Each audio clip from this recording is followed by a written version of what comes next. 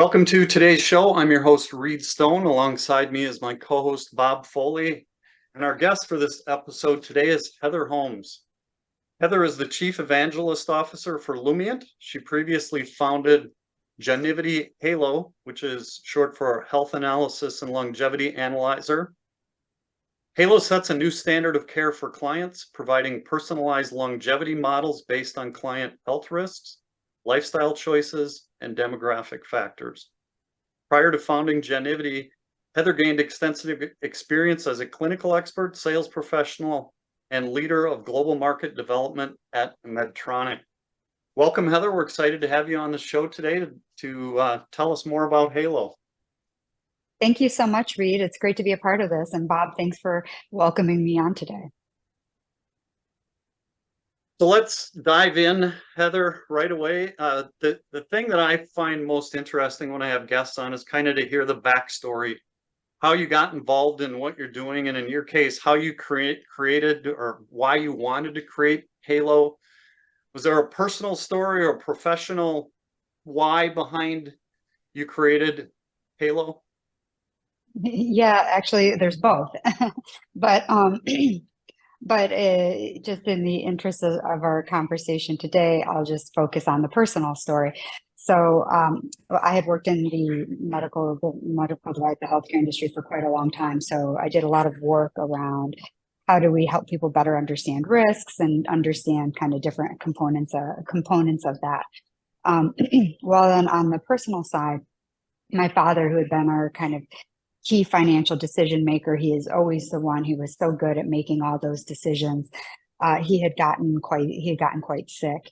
And what we kind of learned after is when somebody gets pretty sick, especially later in life, oftentimes that starts to impact their ability around making other kinds of decisions, especially becoming more fragile or a little bit more at risk when it comes to financial decisions. So we were kind of caught off guard with the health challenge. But then as we started to work with him on that and get him better, we started to realize that at that same time, he had been approached by some people from an insurance group to sell him a policy that was outside of anything of their regular advisors that they worked with. And as we started to dig a little bit deeper into these decisions, we realized, and we were educated, that this was probably a pretty poor policy, not only for him, but even more so for my mother. And it took us a lot of work trying to figure out, who do we trust? How do we understand? Was this the right thing? Does this make sense? If not, what do we do? And so I had told myself that if I could get my father through all this, I was going to commit myself to creating a way to make it easy for other families to have the information they need to understand how to make good financial decisions as it relates to health, how to understand if a different insurance products may be a good decision or a bad decision in an unbiased way. So really, we purpose-built the software for financial advisors to be able to use directly with clients or people anywhere to be able to understand these needs and risks and then be able to plan for them. Perfect. We'll dive into a little bit, because one of the questions I have is how advisors will use this, but I think we'll dive into that after we learn a little bit more about Halo. So let's start with, I know your company that you founded, Genivity, became part of Lumient early this year. So just give us just a little bit of background about that transition, and then maybe just a short blurb on what Lumient does. Sure. So Lumient, acquired our company Genivity in March of this year. And what makes me really excited about this acquisition is that our customers would come to us and ask us, well, what's next? Like we've had these planning conversations with our clients around longevity and health span. We're revisiting these conversations with our clients. Now, what they've seen is the richness of the conversations that come out of that, and they wanted to understand, how can we kind of broaden this into other areas?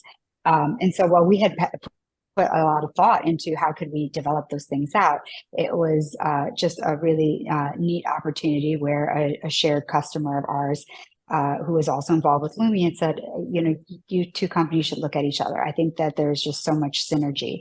And that was the case. Well, as soon as I saw their product, I just fell in love. I could see how that could really take the conversations deeper to other types of areas that impact people's financial lives, but are also really important for being able to live a good retirement, be able to live a good life. So Blumient's an advice engagement platform for advisors and clients, but really why I love it is that it takes a values-based approach. So helps you really tease out what your own personal values are. And then from there, helps you identify the goals and your dreams and how that relates to the financial part. I came across something, there was an article that was published recently, and it was based on a study that TIAA and George Washington University conducted. And it was really about how longevity literacy impacts retirement confidence and success. And I just want to read part of this because I think it really ties into what you're doing with Halo and what Bob and I are doing too. And they write, longevity literacy, or the ability to understand just how long the average retirement will be and what it means for them, strongly correlates to retirement readiness. And I think that's something Bob and I have talked about. I've written about it quite a bit, that retirement readiness is often focused just on the financial side. But I think when we talk with people about longevity and get them to understand what that means to them and what a longer retirement will be, it's not only the money side, but it's also what people will be doing during that time, how long they'll live during that time, understanding their longevity, as you do with Halo, gets advisors to be able to talk with clients and have different types of conversations around health and around healthcare costs. There's so many other things that kind of tie into it that get kind of pushed to the side or overlooked when we're just talking about the money. So I think that's a great study, but even that study focuses a little bit more on the financial and not so much on talking about what this extra longevity actually means.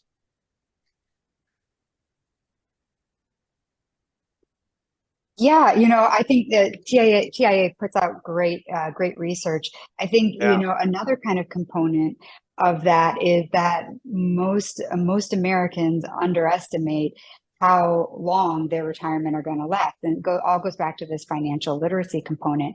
I mean, when you think about it, a financial plan or how long you need your money to last is only as good as how long you're going to live for it.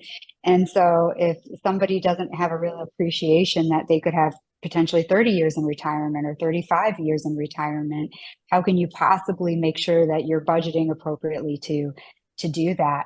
And, Americans in general do a terrible job of making that estimation. There's some research that was showing that depending on how somebody would classify their health, they can be wildly off as to how long they think that they're potentially going to live, but all of them were underestimating that. So I think there's a lot of talk about financial literacy and how do we improve that, but longevity literacy is super important as well, because if you know you're going to have 35 years, maybe you want to work longer, or maybe you hate your work so much you don't want to do that. And so maybe this would inspire you to go do something else earlier so that you can enjoy more of your working years, since you're going to have that many. It just creates all these other questions and opportunities. But the reality is Americans are living longer. And so we really need to think about how do we want to maximize that phase of our life, and how do we really want to get the best out of it. And so that's what I appreciate, that there's more and more research out there about longevity and how do we think about these different things. And there's becoming more. Oh, go ahead, Bob. Okay, so could you tell us a little more about how you help advisors have certain conversations with their clients that may be a little tough, or may not be, it may not be seen as pleasant? Well, I think there's a few different approaches to that. I mean, if you think of advisors in general, they're having to have tough conversations every single day. Like the client who maybe wants to go buy that expensive boat, but they aren't going to have enough money in their retirement to be able to do that. The advisor's job is to have those conversations and educate them. What we see is that advisors are hearing different health related issues all the time from their clients. The challenge has been that they haven't had a data driven way to then actually take action on that information. And so that's really the value that we're providing to advisors is they don't need to be a doctor. They don't need to do any heavy lifting. We can assess their clients in a really educational way and then provide feedback and information to the advisor and the client back as it relates to the financial decisions and the longevity decisions so that they can do what they do best and plan. One example though I could give you is one of the things that always kind of catches me off guard, but it's one of the most common use cases with our software is that the advisor working with a client who for whatever reason is just convinced that they are not going to live past, like, let's say age 80. They think they're going to die at that age. So they want to spend all their money by that age and that's going to be it. And the advisor knows that realistically, even with some different health challenges or things like that, the client will probably live beyond that phase and has a hard time convincing the client to do that. And so where our software has been really instrumental in those conversations is giving a third piece of unbiased data.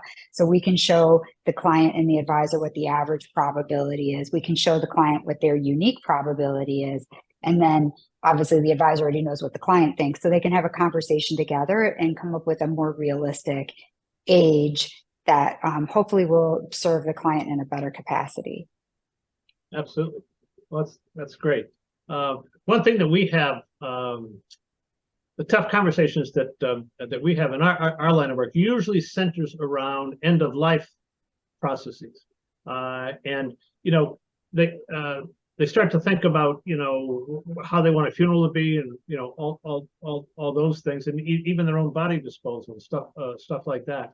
And the key thing that we find is that they should be talking to either their children or other relatives who will be survivors as to what they would like to see happen, because they're the ones that are going to be here. Does your software deal with any of those kinds of things? Yeah, so what we do is, like I said, we take that end user, that end client, that end retiree through this assessment. And as it relates to longevity, health span, hereditary risk, it's a short assessment. It takes less than 5 minutes to complete. But what we're able to do, because our algorithm is science-based, is that we're then able to match each person, to match that client or that person who takes the assessment to other people in our data set that are as similar to them as possible. And with our projections, we're then able to not only show like what's your probability of living out to age 110 and the different ages along the way, but also how healthy will you be during those phases? So in retirement, how many active, healthy kind of go-go years are we projecting for the client versus how many of those later slow-go years are those kind of, we call it extended care years, where you're going to need support and help with that kind of outside care and living. So we can show for each person based on their unique risk profile, how many potential years of extended care, what does that distribution look like? And then it's a conversation between the client and their loved ones as to, really it's first for the client to decide how do they want to be cared for in that phase, and then be able to have those conversations. So whether it's family, friends, if they want outside care, but it's more empowering to understand that now and be able to make an informed decision than to just kind of let it go to happenstance later. No, absolutely, because that we call that your aches and pains 80s and your last hurrah 90s, and those. Oh, I love that. Those are the two. Well, it starts with your reflective 50s, and then it goes to your second career 60s, and then your bucket list 70s. And then you get into aches and pains 80s and so forth, because we take them through the mental, physical, social, and kind of spiritual parts of life through each one of those decades. Mm-hmm. And that's why we were very interested in your software, because it seems that what that does is it really starts to lay out for people in very methodical, logical ways the things that they can look forward to. And it really educates them as to what may actually happen to them, which makes their life planning then so much easier. Reed, I will give it back to you because I interrupted. Sorry. No, that's good points, Bob. The other thing I was going to point out too, from what you were saying, Heather, is it really not only creates a conversation between the client and the advisor, but it creates a client intergenerationally between the client, their kids, and the advisor. And so there's many advantages we could dive into on that side, but I think most advisors can see why it's advantageous to include the next generation into some of these conversations. So we'll just kind of leave it there. So that's kind of a good segue. What you were talking about, Heather, is there anything particular that you want to show us about Lumience? Like, do you want to talk about the science behind Lumience? So what goes into the input? You said it takes less than 5 minutes for clients to input their information. It's compared against, I think there's how many different factors, and then it's compared against, if you want to give us kind of the, again, all of the science that goes into this. Yeah, so let me see if I can share a little info here really quickly, and we can talk a little bit about this stuff. So if we're looking here at just specifically looking here at the science, so Halo is the software that we're talking about in particular here, and we have a proprietary approach to our algorithm. And so I really need to give credit to my co-founder, Dr. Emily Chang, who did her PhD and her postdoc at Stanford in computational genetics before working as a scientist at 23andMe, the personal genetics company. And it was while she was working there that we were first introduced, and we realized we shared a very similar mindset into how we thought about how you could use information for good and in a different way here. And so really, we have a very, very strict methodology and approach for how we vet data that goes into our algorithm. And so all in, we work with 90 highly vetted medical data sets, clinical research. And all in with that, it's about 100 million data points. So what that allows us to do is to create that level of personalization that's missing in the financial conversations. And so what we do, in just a really high level, is that we start by taking the person through this interactive assessment. It does not require a blood test, it doesn't require anything other than your knowledge of yourself and of your immediate family. So we'll take you through this assessment, look at the most important things as it relates to your health, your family history, and core lifestyle factors that impact longevity and health span. And then what we do is we tie that up with that up-to-date medical and scientific research to create what we call your genetic age. Basically, what your genetic age is it tells us, are you older or younger than your biological age? And from understanding that information, what that allows us to do is then to be able to match that up into our algorithm to create these custom longevity projections based on people similar to you. We're then able to look at, based on your health risk profile, your family history of health risks, lifestyle impacts, how does that impact disability, which is what we talk about in those extended care years, or those, we talked about what you're saying, the aching 80s and the, what was it, Bob? The Lester on 90s. The 90s? Yes. Aches and pains. Yeah.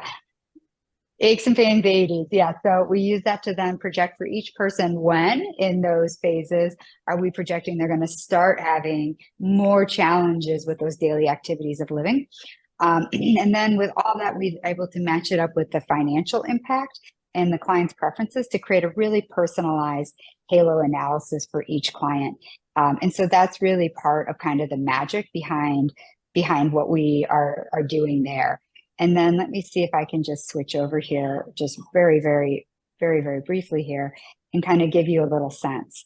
So here, what we're looking at is the end of an assessment that a client would have completed. And so what we always do is we give them a little interactive snapshot of their results.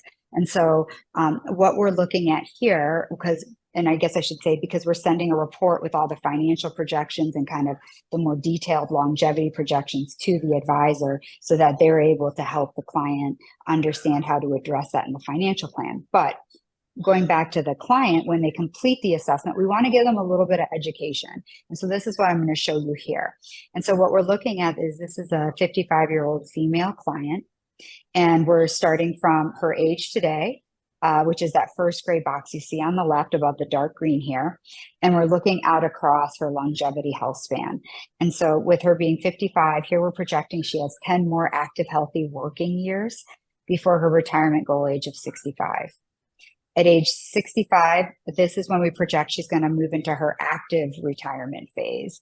So whether that was it, the retrospective 50s, or I got to get your lingo down because I love it. But for the ages and phases along here, we're projecting how many of those are we thinking are going to be active go-go years for her. So each person will see a different number of years based on their own health risk profile. So for her, it's 21 active years. So think of active spending, active traveling. And then as we start to reach towards the end of that phase at around age 86, this is where we project she's going to start moving into that slow go phase. This does not mean she's going to spend 6 years in a nursing home. That's not it at all. This just means 6 years of increased challenges with daily activities of living and needing more care and support. In our report, we'll break out what these years look like in more detail along with the cost, but that's that. And then the last thing you see up here is our initial longevity projection. So this is this client's personalized longevity projection, where we're showing we are projecting she's got a 50% chance of living to be age 92 or older. And then in our report is where we will show much more detail out for a much older age.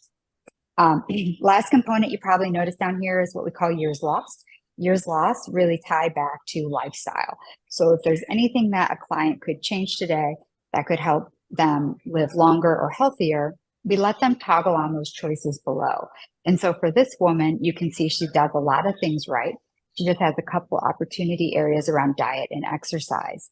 And so reflecting back on those 21 go-go years, those 6 slow-go years, if we toggle on these lifestyle changes, which is if she were to start exercising regularly and if she was to improve her diet, you can see what happens.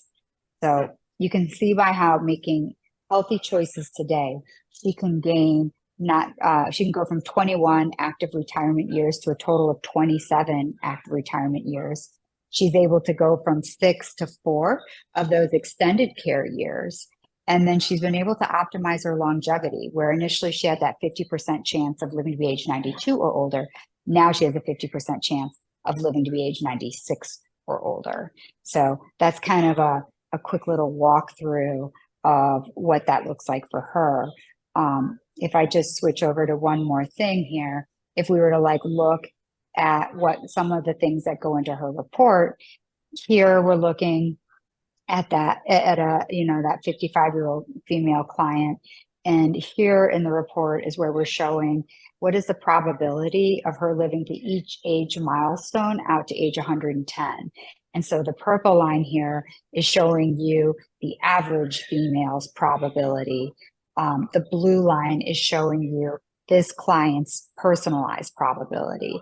And personalized to her means people who are women, same age as her today, same current health risks, same family history of health risks. And that's important because not only do we assess the client on who they are today, but with that family health history, we're able to, in our algorithm, incorporate what's the future risk of her developing a disease that may be in her family and build that into her projections. And then, like I said, same lifestyle factors. So what this boils down to, as you can see, is that this woman is very different than the average woman and has a very high probability of living a long life. So how can we help her make sure that she's investing for the long term, that she's thinking about how she wants to live her best life in those phases and what that means for her? Yeah, there's two things that really jump out to me when you show us those slides, Heather. One is that it's personalized. It's not based on averages like a lot of the other longevity calculators where they're just factoring kind of everybody and lumping them in, and that's part of your output. Yours is a lot more personalized. The other thing that I really like about that, and these are areas that Bob and I talk about with clients too, is these lifestyle factors and how the lifestyle factors impact in what we do. It's impact our retirement, but it's how it impacts somebody's longevity. So the ability for the financial advisor to have conversations with clients about those lifestyle factors, I think, is really important, because a lot of people don't know or understand the effects of making some slight lifestyle changes, whether it's what we eat or how much we exercise, or where, all of these different factors that kind of go into that. So I think those are great conversations too, and advice that clients are really needing and seeking, as they hear about living longer in retirement, but what does that mean? How can I change what I'm doing? How can I make my retirement years better? So that's what I really like about it. It initiates these different types of conversations that clients can have, or advisors can have with their clients. Bob, Well, anything jump out to you? Yeah, no, absolutely. What it takes the mystery out of the later life, and you're showing you're showing a great projection that's based on science and fact, that people will start to be able to ponder and be able to understand. They'll be able to understand that that the largest expense they may have in their lives is in their latter years, rather than today. And that's the thing that most people don't want anything to do with. They'd rather not think about that, because they think it's unpleasant, and it doesn't have to be unpleasant as long as you stay away from obesity and really watch your wellness, and get yourself out there and stay very well conditioned, both physically and especially mentally. Does any of that stuff come into to your assessment? Which parts? We do look at lifestyle, Yeah. and different factors as it relates to that. Yeah, we look at their current health, we look at their family history, all those things that go into that, into creating those personalized projections for the person. And I would agree with you. Yeah, this has probably been one of the hardest things for advisors to plan for, because the way the conversation typically goes is the advisor turning to the client and saying, hey, later in life, if we're going to think, we need to plan for these care years, how many years of care do you think you're going to need? And, Right. I have no idea. I mean, how would you know? Right. And so what we're trying to do is to take that guesswork out of it. And I agree. It can be something that, none of us want to think that at some point in our lives, we're going to need care or help. But the reality is we know that we will. And that's one of the top fears that people have of retirement, is being a burden on loved ones later in life. And so what we're trying to help advisors and clients do is to be able to, many, many, many years before, where it still feels like it's an impossible thing in the future, have these conversations, plan for it then. So then you don't have to worry about it. You got this. You can have a more efficient plan if you're able to figure out what you kind of want to set away now, so that later in life, when you need that care, it's there and you don't have to worry about it. How does long-term healthcare insurance come into these discussions? So we are not selling any products, or we're purpose built on behalf for advisors and clients to collaborate together. But what our customers do is, depending on the care years and the cost impact and the client, yeah, it might make sense for long-term care, or it might make sense for a hybrid, life long-term care or annuity type of product. It's different for each person based on their situation. But what we are trying to deliver is, in an unbiased lens, what's the probability that you're going to need this kind of care, or you're going to live a very, very long life, so that then you can understand, outside of an expensive premium decision, does this make sense for you and your plan? Do you want this kind of protection? And if so, how much? We only are answering about you and your potential risks. We're not answering about a product, but that's then the next part of the conversation between the advisor and client, if that's what makes sense for them based on their personal risk. Who is your ideal client? We work with a wide mix of advisors, but I would say our best customers are advisors who are, CFP designated, really planning focused, who want to create the best plans for their clients with the best data and the best assumptions in them. So those are the customers that are probably some of our best customers. We do work with some who are just focused more on the insurance side. And they use this as a way to better articulate those conversations. But it's really people who understand that using good data and personalization is the way to differentiate themselves from other advisors out there, but then also to serve their clients in a better way. Oh, no, absolutely. It's all about client retention, and I can see where this would be a great tool for that. Absolutely terrific. Yeah. Yeah, and the way that it's designed is it embeds directly onto the advisor's website. So it can be a part of their value statement. And a lot of our customers really like to go out there and position themselves as longevity planners. And so, putting on their website that this is what we believe is what we want to do. Like financial planning, what does that mean? But everybody wants, or not everybody, but a lot of people want to live well longer. So longevity planning makes sense. And then giving people an actionable way to do something as a step into that longevity plan would be using Halo. I'm going to get into the weeds for a minute. Is there any HIPAA concerns or any of those kinds of things? Sure. Yeah, we get that question quite a bit. So if I can take a step back, a little bit of education about HIPAA. So as someone who comes from the healthcare industry, HIPAA is a very tightly defined relationship between a patient and a physician, a patient and a hospital, and a patient and a health insurer. Anything outside of those relationships is not HIPAA. So we are working with self-disclosed information from an end client into our system that's used by advisors who are not physicians, healthcare providers, hospitals or health insurers. It's really no different than if a client comes to you and says, oh, I just got diagnosed with heart disease. That's not a violation of HIPAA because this is self-reported information, right, and outside of the bounds of the healthcare facilities. Exactly. That's great. Reed, back to you.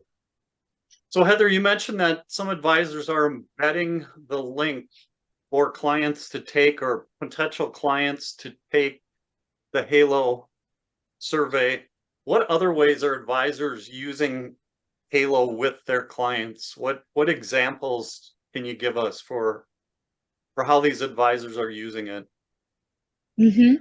Yeah, so as far as as a way of generating new potential customers who are interested in these things, embedding it on the website's a big thing.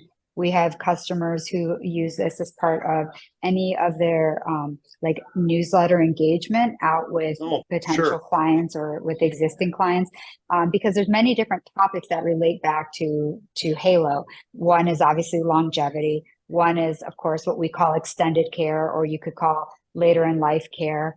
And then the other, one could be related to out-of-pocket medical care costs.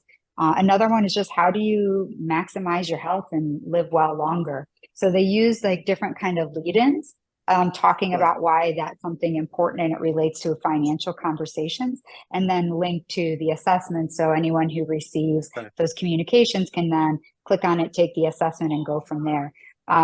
We have a lot of customers who use us during a prospect process as a way to really clearly define how they plan differently from everybody else, and saying, look, everybody out there is offering the same type of goals-based planning and using the same software. So the only way to really be better is to have better other inputs that we can put in. So then saying, Halo is part of our commitment to the client to always have the best data. So they use it as a way to win those prospects over by showing them how they go farther than the other advisors they may be talking with.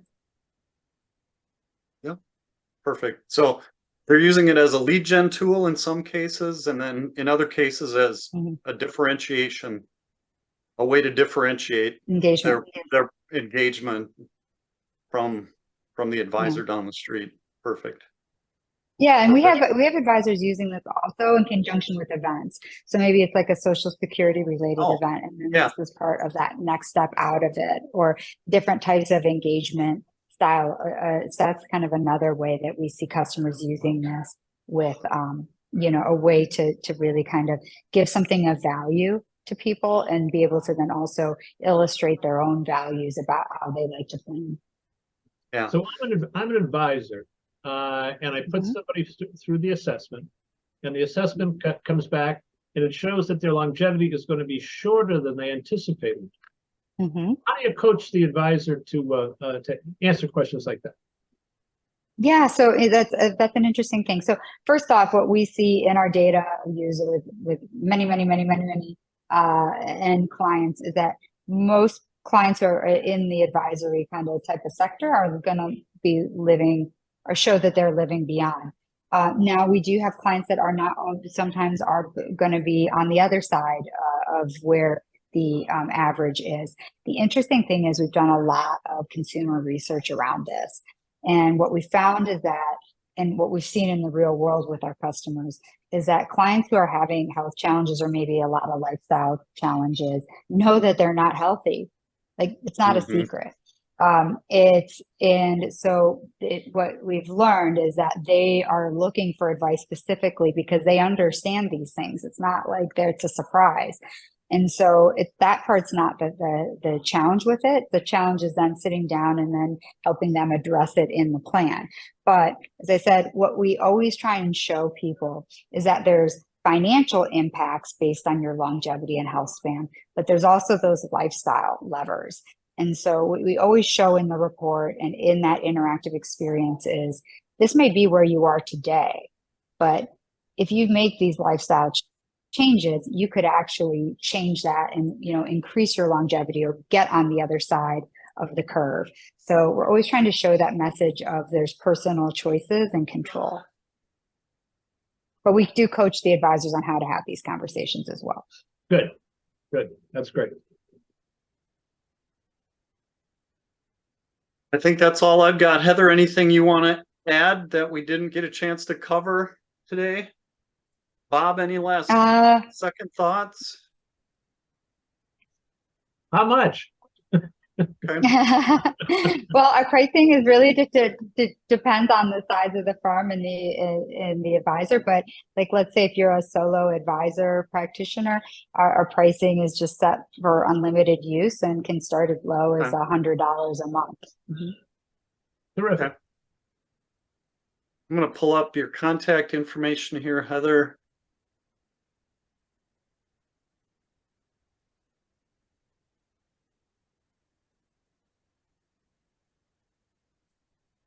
So if anybody wants to look at Lumient Halo a little bit more, just go to their website. It's lumient.io/Halo. You can also get to the information through Heather's company site, Genivity. If you go to YouTube, Lumient has a lot of great videos that they put out on their products. And there's one that if you just go to YouTube and you search for introducing Genivity and Halo, it's a great video to get more information and learn more about Halo. And then you can email Heather at lumient.io, and I've got just a little shot of their website here. If you just go under products, you can get to either Lumient or Halo. But they have all sorts of information, use cases. There's a whole bunch of information under insights, and under they do a great podcast on a variety of different interviewing a number of different people and showing use cases. Just a ton of information on their website. So go check them out to learn more about Halo. So we'll end it there, everybody. Heather, thanks again for coming on the show. Thanks everybody for joining us on today's episode. We'll see you next time when we continue exploring retirement and longevity planning beyond the numbers.